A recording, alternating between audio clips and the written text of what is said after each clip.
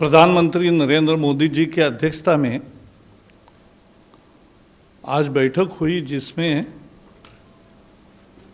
3 महत्वपूर्ण फैसले हुए और एक महत्वपूर्ण चर्चा हुई। कोरोना के संबंध में एक महत्वपूर्ण निर्णय भी सरकार ने लिया है। आपको जैसे मालूम है कि मोदी जी के नेतृत्व में दुनिया की तुलना में भारत ने कोरोना के खिलाफ एक सफल लड़ाई लड़ी है और अन्य अनेक देशों की तुलना में कम नुकसान हुआ है। दूसरी ये भी बात आपको मालूम है कि 16 जनवरी से वैक्सीन टीकाकरण की शुरुआत हुई है। आज तक 1,07,67,000 1,07,67,000 लोगों को टीकाकरण हुआ है। दुनिया में सबसे तेज हुआ है और प्रैक्टिकली बहुत ही इनसिग्निफिकेंट नंबर में कंप्लेंट नहीं आई कहीं भी। और 14 लाख लोगों को दूसरा डोज भी दिया गया है। ये हेल्थ वर्कर और फ्रंटलाइन वर्कर को दिया गया और उसका सारा खर्चा भारत सरकार ने उठाया, लोगों को ये मुफ्त दिया गया। अब अगली बारी लोगों की उम्मीद थी, वैसे ही सरकार है कि 1 मार्च से यानी अगले सप्ताह से सोमवार से 60 से ज़्यादा उम्र जिनकी है और ऐसी संख्या 10 करोड़ से भी ज़्यादा है, ऐसे सभी लोगों को और 45 से ज़्यादा उम्र जिनकी है लेकिन जिनको कोमॉर्बिडिटी है, कोई ना कोई दूसरी बीमारी है, ऐसे 45 से ज़्यादा उम्र वाले लोगों को भी 1 मार्च से टीकाकरण किया जाएगा। 10,000 सरकारी केंद्रों पर और लगभग 20,000 से भी ज़्यादा प्राइवेट केंद्रों पर, हॉस्पिटल्स में ये टीकाकरण होगा। और उसमें सबसे बड़ा फैसला ये है कि जो 10,000 सरकारी केंद्रों पर जाकर टीका लगवाएंगे, कोई भी हो, उसको मुफ्त टीका लगेगा। सरकारी हॉस्पिटल में मुफ्त लगेगा सरकारी केंद्रों पर, और प्राइवेट में जो लेंगे उनको अर्थात उसका शुल्क देना पड़ेगा। और वो शुल्क कितना होगा, कितनी फीस होगी, तो स्वास्थ्य विभाग 2-3 दिन में उसके बारे में घोषणा करेगा। अभी सभी संबंधित उत्पादक, हॉस्पिटल्स, इनसे चर्चा करके ये भारत सरकार 10,000 सरकारी केंद्रों पर 45 से उम्र के ऊपर जिनको कोई दूसरी बीमारी भी है और 60 के ऊपर कोई भी है, कोई बीमारी नहीं है तो भी उनको ये टीकाकरण 1 मार्च से शुरू होगा, सोमवार से, और सरकारी केंद्रों में मुफ्त होगा। प्राइवेट में जो लेंगे उनको शुल्क देना पड़ेगा। यही एक मुद्दा महत्वपूर्ण था। दूसरा, पुदुचेरी में जैसा आपको पता है कि वहाँ सत्तारूढ़ दल के कुछ विधायक पार्टी से बाहर आए तो वहाँ के मुख्यमंत्री नारायणसामी ने इस्तीफा दिया और किसी ने सरकार स्थापना का दावा भी नहीं किया। इसलिए राज्यपाल महोदय ने article 239 read with section 51 of UT act, union territories act, उन्होंने असेंबली के सस्पेंशन का सिफारिश की। आज इस सिफारिश को कैबिनेट ने मंजूरी दी और अब राष्ट्रपति की मंजूरी के बाद वहाँ की असेंबली डिसॉल्व होगी। और जैसे आपको मालूम है 1 सप्ताह में लगभग कब आएगा तो अभी चुनाव आयोग तय करेगा, लेकिन कोड ऑफ कॉन्डक्ट बहुत जल्दी आने वाला है। बाद में मॉडल कोड ऑफ कॉन्डक्ट ही लगता है, तो उसमें सरकार वैसे भी ये नहीं होता, तो चुनाव में से ही अब नतीजे आएंगे और निर्णय आएगा, और इसलिए उसके एडमिनिस्ट्रेशन के लिए जो स्टेजेस है, जो स्टेप्स है, वो उठाए जाएंगे। Friends, today cabinet met under chairmanship of Narendra Modi, Prime Minister, and took a very important decision that the vaccination, which has been the largest of the world, which started from 16th January, the vaccination has been done for 1,07,67,000 people. 14 lakh people have received second dose also. This section was primarily for health workers and frontline workers, and the whole expenditure was borne by government. They were vaccinated free. Now, this vaccination second phase will start from Monday the next, 1st March 2021, in which anybody above 60 years, and that may not be less than 10 crore people in the country. So 60 plus anybody, and 45 plus with comorbidities will be given vaccines in 10,000 government medical facilities and also many private hospitals, nearly double than government hospitals. So this facility will be available at many places. Whoever goes to the government clinic, government center, will be administered vaccine free of cost. Bharat Sarkar, Indian government will pay for them. Indian government will purchase the necessary doses and will send to all the states. And those who want to get vaccination from private hospitals will have to pay. What amount will be paid will be decided and declared by Health Ministry within next 3-4 days, as they are in discussion with manufacturers as well as hospitals. So they will come out with a solution. But this is the largest vaccination of the country. And as you know, in Puducherry, Narayanasamy, the Chief Minister, resigned. Nobody has claimed to form the government. Therefore, the governor there, LG, gave the recommendation to suspend the 14th Assembly under Article 239, read with Section 51 of UT Act. Now, our approval will be sent to President and he will approve. That will be the final approval.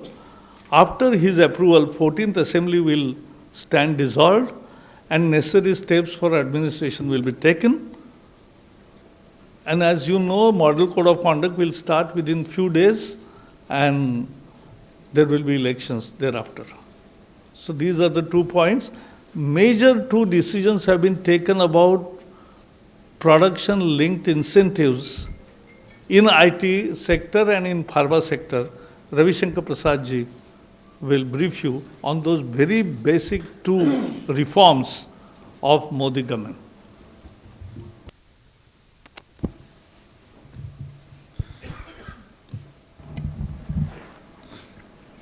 मित्रों, प्रकाश जी, पदाधिकारीगण, पत्रकार मित्रों, नमस्ते। प्रधानमंत्री की एक सोच है कि हमारी सरकार देश को आत्मनिर्भर बनाए, भारत में मैन्युफैक्चरिंग का विस्तार करे, क्वालिटी इनोवेशन का काम करे और देश में पूंजी निवेश हो और रोजगार के अवसर मिले। इसके लिए कई सनराइज सेक्टर को तय किया गया है और जहां प्रोडक्शन लिंक इंसेंटिव कार्यक्रम शुरू किया गया है। आपको मैंने पहले भी बताया था, production link incentive is a very simple term.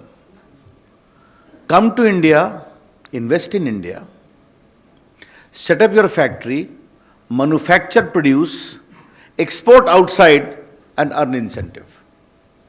Bharat में पूंजी निवेश करो, फैक्ट्री लगाओ, उत्पादन बढ़ाओ, एक्सपोर्ट करो और इंसेंटिव प्राप्त करो. तो production link incentive is linked to your manufacturing capability and delivery on the ground. ये इसका एक बहुत बड़ा सार है. इसमें आपको याद होगा कि पूर्व में मोबाइल के क्षेत्र में, क्लस्टर के क्षेत्र में हम एक कार्यक्रम लेकर के आए. कुछ दिन पूर्व हम टेलीकॉम प्रोडक्ट्स में इंडिया में नेटवर्क्स बने, टेलीकॉम के इक्विपमेंट्स बने, इसके लिए एक बार पीएलआई लेकर के मैं आपके सामने आया था. और आज इसी कड़ी में तीसरी कड़ी इलेक्ट्रॉनिक मैन्युफैक्चरिंग में laptop, tablets, all in one PC and servers में प्रोडक्शन लिंक इंसेंटिव की एक योजना लेकर के हम आए हैं. I repeat, laptops, tablets, all in one PC and servers. तो ये पूरा एक ट्रायंगल हमारा कंप्लीट हो रहा है इलेक्ट्रॉनिक मैन्युफैक्चरिंग का. मोबाइल फोन है, उसके कंपोनेंट्स हैं, पीसीबी है, टेलीकॉम इक्विपमेंट्स हैं, नेटवर्क इक्विपमेंट्स हैं, और आज जो बहुत पॉपुलर कंज्यूमर प्रोडक्ट्स हैं जिसमें laptop, tablet, all in one PC and servers, उसकी हम घोषणा करने आए हैं.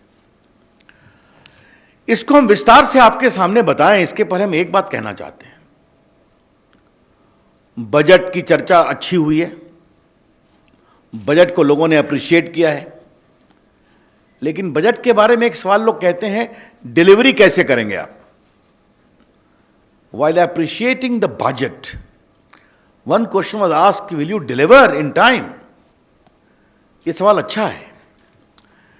इसमें मोदी सरकार की क्या उपलब्धि रही है, ये आपको हम पहले पीएलआई के बारे में दोबारा बताना चाहते हैं कि production link incentive for mobile phone हम लोगों ने अनाउंस किया अप्रैल 2020 में इसी स्थान पर, और 31 जुलाई तक का उसका एप्लीकेशन की डेट थी. हाइट ऑफ कोरोना, इस बात को समझें आप. और आज आपको मुझे बताते हुए खुशी हो रही है कि 5 महीने में दुनिया की सारी बड़ी कंपनियां हिंदुस्तान में आ गई जो मोबाइल बनाती हैं, और 35,000 करोड़ का गुड्स प्रोड्यूस हो गया है. 22,500 लोगों को नौकरी मिल चुकी है इस स्कीम में, और लगभग 1,300 करोड़ का पूंजी निवेश हुआ है. Therefore, the production link incentive for mobile phone and components, which was announced in April during the height of COVID, delivered production worth 35,000 crores, jobs to 22,500 crores, and about 1,300 crores of investment by them. और इसमें हमें पूरी कोशिश, हमारा विश्वास है कि आने वाले 5 वर्षों में हम 10 लाख करोड़ का निर्माण करेंगे, 7 लाख करोड़ एक्सपोर्ट करेंगे, और लगभग 8-9 लाख लोग को डायरेक्ट इनडायरेक्ट नौकरी देंगे. और इस पूरे हमारे स्कीम का एक फोकस है कि हमें ग्लोबल चैंपियंस को वर्ल्ड से हिंदुस्तान में लाना है, और हिंदुस्तान के मैन्युफैक्चरर्स को नेशनल चैंपियन बनाना है. Global champion and national champion, इसके साथ मिलकर हमें काम करना है. तो हमने बताया कि कोरोना के कठिन काल में भी हमारा परफॉर्मेंस कैसा है, ये आपको हम बताना चाहते हैं. तो अगर ये हमारा रिकॉर्ड है, तो बजट को भी हम जमीन पर उतारेंगे, और प्रधानमंत्री का निर्देश हम लोग को मिल चुका है कि 1 अप्रैल से ही जब बजट शुरू होगा, हर विभाग इम्प्लीमेंटेशन की तैयारी करना शुरू कर दे और काम शुरू कर दे. अब आज की स्कीम क्या है, ये थोड़ा मैं आपको बताना चाहता हूँ. देश में जो आपके टोटल खपत है, 30,000 करोड़ रुपए का लैपटॉप और 3,000 करोड़ रुपए का ये टैबलेट्स, ये अभी खपत है. और इसमें से 80% एक्सपोर्ट इंडिया से इंपोर्ट होते हैं, अब बाहर से एक्सपोर्ट होके आते हैं. तो भारत में नगण्य है. बीच में हमारी कुछ कंपनियां बनाना भी शुरू की थी, किसी का नाम मैं नहीं लूंगा, वो इस कंपटीशन में नहीं आ पाई। तो आज की जो हमारी स्कीम है, इसमें हम इनको पूरा अट्रैक्ट करना चाहते हैं और अट्रैक्ट करके यहाँ मैन्युफैक्चरिंग शुरू हो, ये हमारी पूरी कोशिश होगी। तो इसलिए हम 5 जो लार्ज कंपनी है जो बनाती हैं, जो 50% ऑफ द वर्ल्ड मार्केट को कंट्रोल करते हैं, लैपटॉप में, आपके टैबलेट्स में, आईपैड वगैरह में, उनको हम हिंदुस्तान में लाना चाहते हैं। और इंडियन कंपनी को भी हम बनाना चाहते हैं नेशनली चैंपियन। हमारा उद्देश्य है कि हम इसमें टोटल प्रोडक्शन आने वाले 5 वर्षों में 3,26,000 करोड़ का होगा। The production through the PLI for this laptop and other tablets etc. The total production shall be 3.26 lakh crore by these 5 global champions and 10 national champions, और जिसमें 75% will be contributed towards export। ये हमारा estimation है। लगभग 2,45,000 करोड़ का export होगा। तो 3,26,000 करोड़ रुपए का प्रोडक्शन होगा, 2,45,000 करोड़ रुपए का ये आपका एक्सपोर्ट होगा। और अभी IT हार्डवेयर का देश में जो वैल्यू एडिशन है वो 5 to 10% है। ये आने वाले 5 वर्षों में बढ़कर 20 से 25% हो जाएगा, ये हम आपको बताना चाहते हैं। और इसमें बड़ी संख्या में लोगों को नौकरी भी मिलेगी। लगभग 1,80,000 यानी 2 लाख लोगों को नौकरी मिलेगी। और ये हार्डवेयर का प्रोडक्शन 1 ट्रिलियन डिजिटल इकोनॉमी में भी अच्छा कंट्रीब्यूट करेगा। एक बात मैं आपको और बताना चाहता हूँ, और ये जानना बहुत ज़रूरी है। भारत की IT सर्विसेज दुनिया में बहुत नाम कर रही हैं, आपको मालूम है। भारत में भी करती हैं, बाहर में करती हैं। भारत का IT इनोवेशन भी बहुत आगे बढ़ा हुआ है। और ये आपने NASSCOM की रिपोर्ट देखी होगी कि पिछले कोरोना काल में भी 1,30,000 लोगों को नौकरी मिली, और बाकी उसका रेवेन्यू भी काफ़ी आगे बढ़ा। हमको अब हार्डवेयर को भी आगे बढ़ाना है। हार्डवेयर मतलब दीज गैजेट्स, चाहे लैपटॉप हों, चाहे वो टैबलेट्स हों, चाहे वो सर्वर्स हों, या मोबाइल फोन की मैन्युफैक्चरिंग हो। और ये हमारी कोशिश है कि ग्लोबल चैंपियंस हिंदुस्तान आए, हिंदुस्तानी मैन्युफैक्चरर्स नेशनल चैंपियन बने, और ये लोग इंडिया को मैन्युफैक्चरिंग हब बनाएं और एक्सपोर्ट हब बनाएं। ये हमारी पूरी सोच है। नमस्कार, मैं हूं संदीप चौधरी। अगर आपको ये वीडियो पसंद आया हो तो इसे लाइक और शेयर जरूर करें, और हाँ, हमें सब्सक्राइब और फॉलो करना ना भूलें, ताकि आप देश और दुनिया की कोई खबर मिस ना करें। तो जुड़िए हमारे साथ और देखते रहिए News 24।